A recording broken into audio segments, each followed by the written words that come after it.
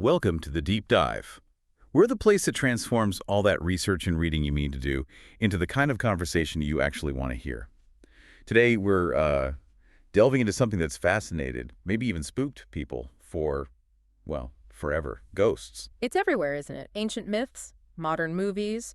You've got your poltergeists, your friendly types like Casper, even the Ghostbusters teams. Exactly.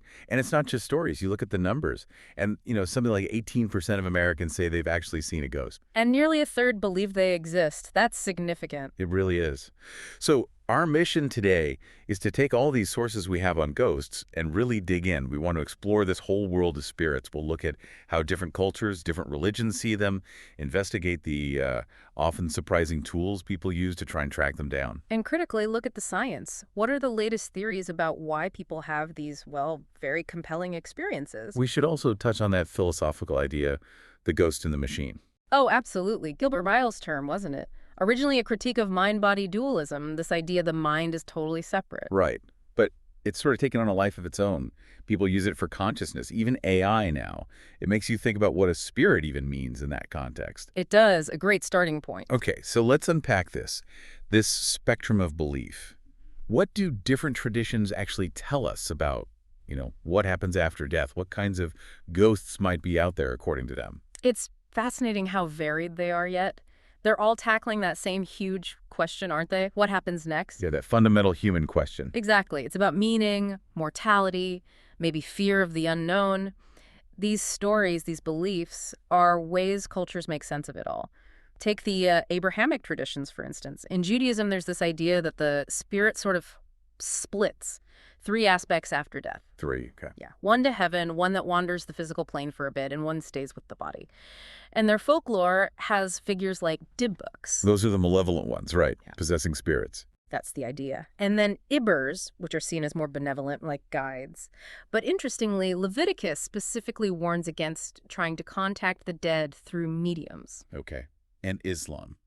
How does that compare? A very different view. The belief is that souls stay in the grave, separated from our world by a barrier. They can't just come back.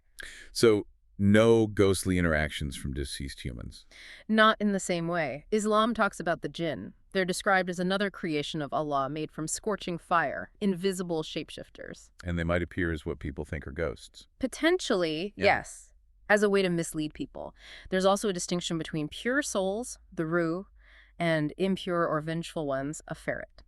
Interesting distinction. And within Christianity, similar warnings about engaging with spirits. Very much so. The Church of Jesus Christ of Latter-day Saints, for example, doesn't have a rigid doctrine on ghosts specifically, but some members speculate spirits might remain close. But like other faiths, they strongly warn against things like seances or Ouija boards.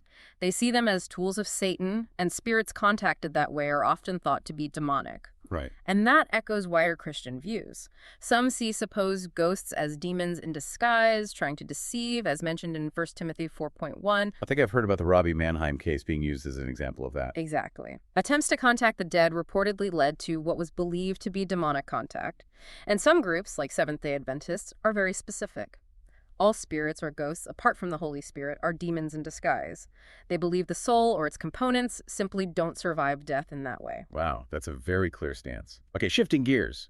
Eastward, Buddhism, Hinduism, totally different framework. How do they approach this? Quite differently, yes, but still grappling with that post-death state. Both Tibetan and Indian Buddhism acknowledge ghosts. They see them occupying a distinct realm. A ghost realm. Sort of, yeah. And a person might be reincarnated as a hungry ghost, prata, to work off bad karma. The Jataka tales describe them vividly: huge stomachs, tiny necks, representing insatiable desire. A powerful image. It is. But they also believe in benevolent spirits, the devas. Hinduism also has widespread belief in ghosts, often linked to people who died unnaturally or didn't get proper funeral rites, like Shraddha or Tarpan. So unfinished business in a way. Kind of. These Buddha restless ghosts aren't generally believed to possess people, but they need those rituals performed to find peace. And then you have figures like the Churel. Okay, what's a Churel? Sounds ominous. It is a malevolent spirit of a woman who died during pregnancy or childbirth, known for shape-shifting and having feet turned backward. Definitely folklore, you remember. Backward feet. Creepy. It's incredible how deep these beliefs run across cultures. Is this fascination relatively new, or does it go way, way back? Oh, way back. The roots are in ancient animism, ancestor worship. Many early funeral rites were specifically about making sure spirits didn't come back. Really? Preventing hauntings from the start. Pretty much. Ancient Mesopotamians believed ghosts needed offerings or they might cause illness. The Greeks had ritual mourning to appease spirits. And you find actual ghost stories recorded very early on. Pliny the Younger, the Roman author, wrote about a haunted house in Athens. The haunting stopped only after a shackled skeleton found there was properly reburied. So ghost stories are literally ancient history. Amazing. And the descriptions of ghosts themselves have changed over time too, haven't they? Absolutely. In medieval Europe, ghosts were sometimes described as almost physical. You could supposedly wrestle them, or they appeared as whole ghostly armies. Wrestle a ghost. Okay, that's intense. Right. There's even a 1211 account by Gervase of Tilbury about a murdered boy's ghost discussing theology. Quite a conversation. I'll bet. But more modern depictions often lean towards misty, airy, subtle forms. That connects back to ancient ideas about breath being the spirit. And the motivations often tie into unfinished business, bad deeds, or violent deaths. Their appearance can be seen as an omen. You get those archetypes too, like the white lady Tragic, pure, versus the lady in red. often a spurned lover, yeah. And the classic imagery shrouds, dragon chains that persist in folklore. And then there are the places themselves. Certain locations just seem to attract these stories. Exactly. The whole idea of a place being haunted, usually linked to some past trauma, a death, a battle, something intense. And the signs are often noises, lights, weird smells. Cold spots, objects moving on their own, classic poltergeist activity, as they call it. Okay, so believing is one thing, but trying to find them, that's another level. How do people actually go about trying to detect these potential entities? And, does any of that ghost hunting gear really work? Ugh, the million-dollar question. And this is where you see a major split between, let's say, paranormal investigators and the mainstream scientific community. Right. Science says no proof, it's pseudoscience. Overwhelmingly, yes. There's no accepted scientific evidence for ghosts.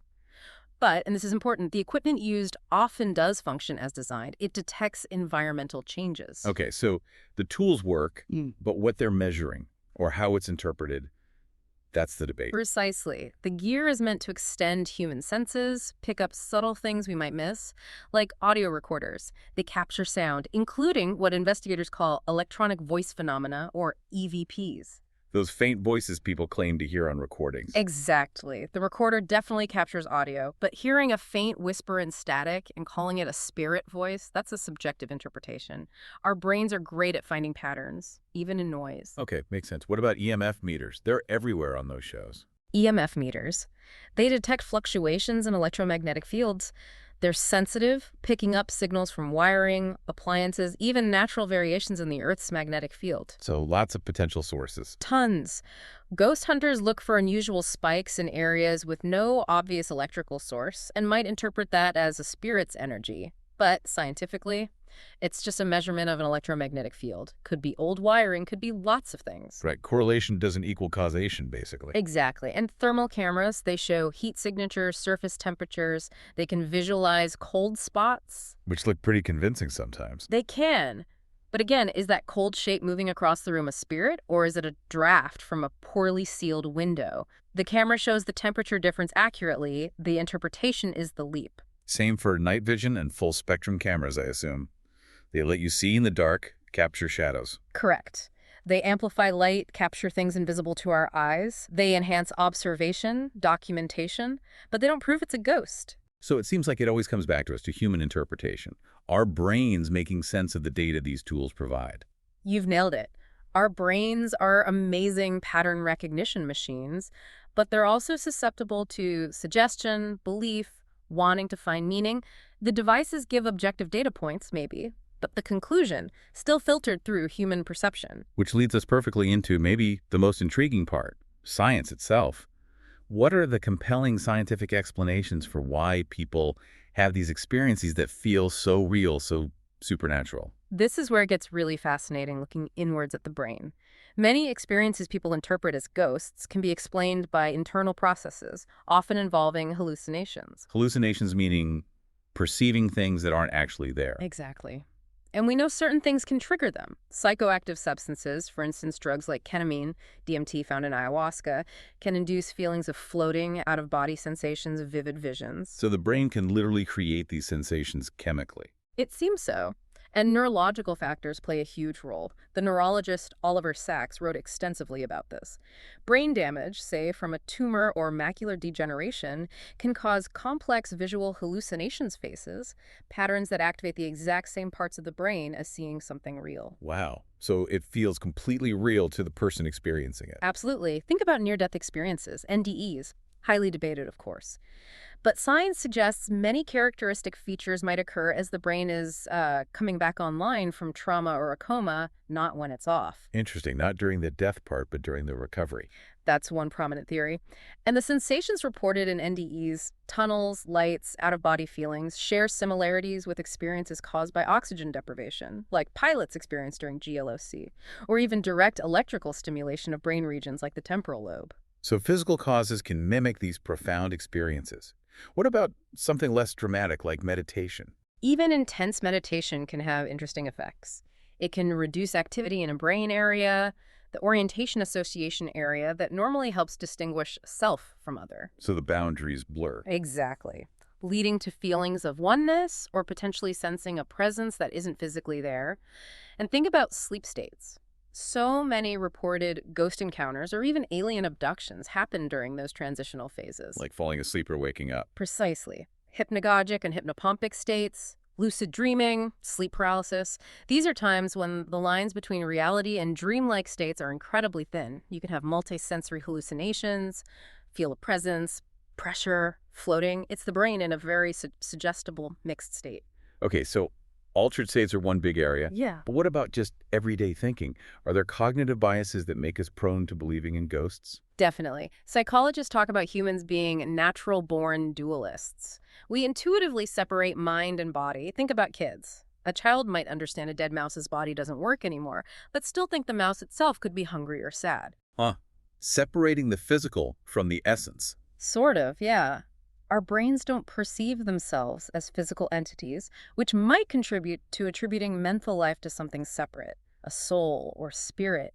It's that ghost in the machine idea Ryle talked about, deeply embedded in how we think. Fascinating. Any other cognitive factors? Dopamine levels seem to play a role. Higher dopamine can increase patternicity, the tendency to see meaningful patterns in random noise or coincidences, find connections where there aren't any. In high enough levels, it can even trigger psychosis-like symptoms, including hallucinations. So, our brain chemistry can literally make us more likely to see things. It appears that way. We evolved to find patterns better to mistake a rustling leaf for a predator than ignore a real threat, right? That's patternicity. Makes sense from a survival perspective. But then we often take it a step further. We don't just see a pattern. We assume something caused it, some agent with intention. That's agenticity, attributing agency to invisible forces, spirits, ghosts, gods. It's a cognitive leap built on patternicity. And different people might process this differently. You mentioned brain hemispheres earlier. Yes, some research suggests believers in the paranormal might show more right hemisphere dominance, which is associated with pattern recognition and holistic thinking, while skeptics might lean more left hemisphere, associated with analytical thought, different processing styles. And what about memory? People remember these events so vividly. Memory is tricky, especially memory supposedly recovered through hypnosis, like in some alien abduction cases. They're often unreliable. Memory isn't like a video recording, it's reconstructive. It can be influenced by suggestion, leading questions, what we believe happened. Okay, so our internal world, brain chemistry, cognitive biases, sleep states can explain a lot. What about external environmental triggers, things outside our heads? Absolutely crucial. Many supposed hauntings likely have mundane explanations. Changes in air pressure, humidity making floorboards creak, faulty wiring causing lights to flicker or creating electromagnetic fields. Old houses just be... Yeah, often, yes. Subtle environmental factors matter too. Room size, lighting levels, even tiny variations in magnetic fields can affect perception. And then there's infrasound. The low-frequency sound we can't hear. Right. But we can feel it. It can cause physical sensations, anxiety, chills, a feeling of dread, even a sense of being watched, all from sound waves below our hearing threshold. That's wild. A building's ventilation system could literally make you feel haunted. Potentially, yes. And historically, toxic exposures are implicated. Carbon monoxide poisoning, there was speculation about this, way back in 1921 can cause hallucinations. Exposure to certain molds or toxic plants, too. Wow. And even medications. Yeah, some common prescription and over-the-counter drugs list hallucinations as a rare side effect. Things like zolpidem for sleep or even diphenhydramine, the antihistamine in Benadryl. In rare cases, they can cause ghost-like hallucinations. So sometimes the explanation is much more down to earth. Okay, so we have all these plausible scientific explanations, from brain function to environmental factors. Yeah. What does that mean then for people who have these incredibly vivid personal accounts, people who are adamant they encountered something supernatural? Let's look at some modern cases researchers have documented. It's important to acknowledge that despite the science, these apparitional experiences do keep happening. People continue to report them, even if fewer make it into formal publications now, partly because people fear being dismissed or labeled. Understandable stigma. Right. And often, these experiences cluster around significant life events, especially death. They feel profoundly meaningful to the person involved. Can you share some examples from the research? Sure. There is a case from 1971.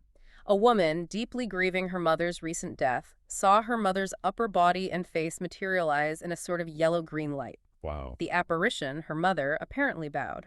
The woman took this as confirmation her mother was in heaven. It fulfilled a pact they'd made before death and brought her huge comfort, even though it didn't convey any new factual information. That sounds like a very comforting, albeit subjective, experience. What about cases where the apparition seems more informational or unexpected? And there are those too. A 1989 account. A woman clearly saw a former colleague, let's call him T.I., standing in her office, just saw him there. Okay. The next day, she found out he had died the previous day.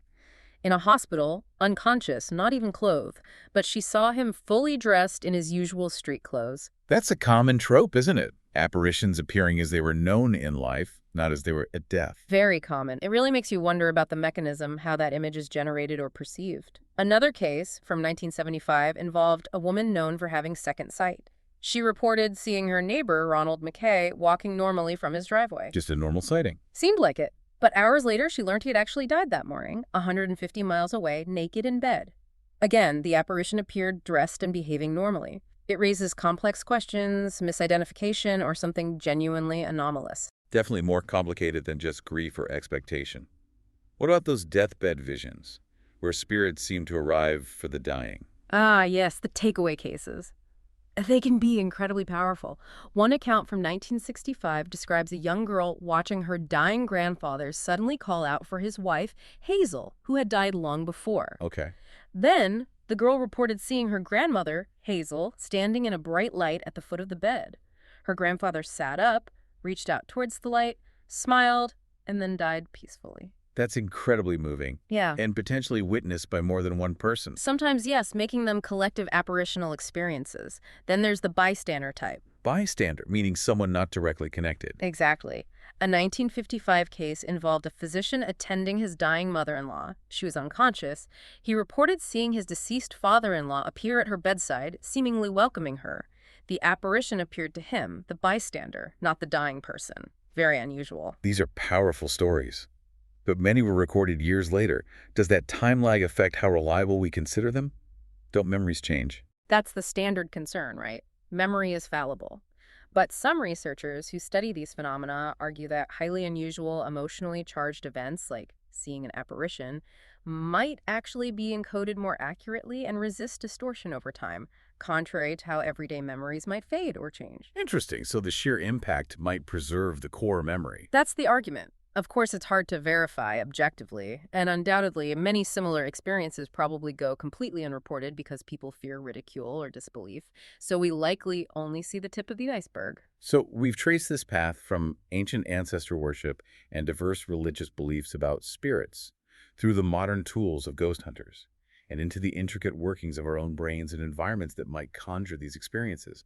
It seems whether you land on the side of firm belief in a spiritual realm or you lean towards the scientific explanations involving perception and psychology, this whole phenomenon of ghosts is undeniably a rich, complex reflection of us. It really is. A window into our minds, our cultures, our deep-seated need to understand mortality and the unknown. Which brings us to a final thought for you, our listeners.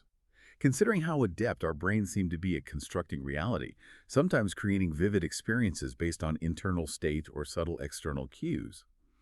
What does that suggest about the very nature of perception itself? How much of what we experience is real is truly out there, and how much is? What stands out to you most about the way we perceive the world around us?